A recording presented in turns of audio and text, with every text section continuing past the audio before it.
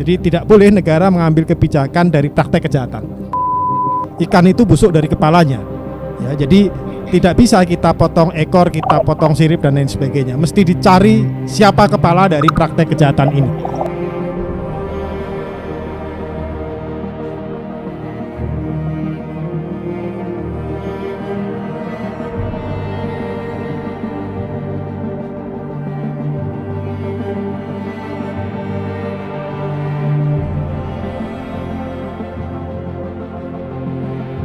Saya kira persoalan minyak goreng ini tidak boleh diserahkan pada mekanisme pasar sepenuhnya ya. Negara mesti hadir dan itu mesti dilakukan sejumlah langkah. Pertama, reformasi tata kelola industri terpadu kelapa sawit ya. Dari hulu ke hilir saya kira praktek oligopoli ini harus diakhiri. Sektor rakyat harus diberi kesempatan lebih luas, kemudian sektor negara melalui badan-badan usaha negara juga mesti diberi kesempatan lebih luas, dan tidak hanya perkebunannya tetapi juga sampai industri turunan. Yang kedua, saya kira kehadiran negara itu juga harus ditunjukkan secara efektif dengan mengevaluasi kebijakan liberalisasi sektor tata niaga minyak goreng ini ya. Ini kan sangat liberal sekali ya, diserahkan kepada pasar dan negara menjadi pemadam kebakaran melalui program BLT.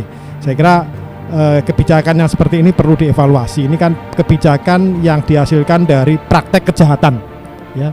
Jadi tidak boleh negara mengambil kebijakan dari praktek kejahatan ya. Oleh karena itu bentuk evaluasinya adalah kembalikan secara efektif DMO dengan DPO, tentu dengan pengawasan, dengan sistem yang lebih akuntabel dan integritas para penyelenggaranya juga dapat dipertanggungjawabkan. Saya kira ini bentuk kehadiran negara.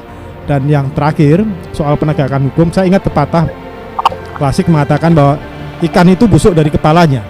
Ya, jadi tidak bisa kita potong ekor, kita potong sirip dan lain sebagainya. Mesti dicari siapa kepala dari praktek kejahatan ini.